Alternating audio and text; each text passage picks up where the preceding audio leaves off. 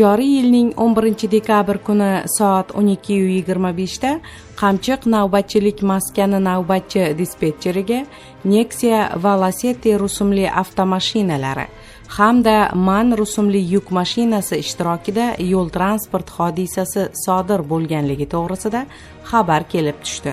Favqulodda vaziyatlar vazirligi xabariga ko'ra, Vodiy Toshkent yo'nalishida harakatlanib ketayotgan Nexia rusumli avtomashina haydovchisi boshqaruvni yo'qotib, yo'lning qarama-qarshi yo'nalishiga chiqib ketgan.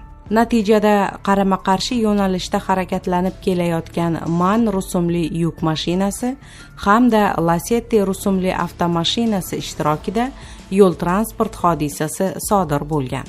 Sodir bo'lgan yo'l transport hodisasi oqibatida Nexia avtomashinasi haydovchisi voqea joyida vafot etgan. Bundan tashqari mazkur mashinada bo'lgan bir fuqaro og'ir jarohat olganligi sababli Pop tumani markaziy shifoxonasiga yuborilgan.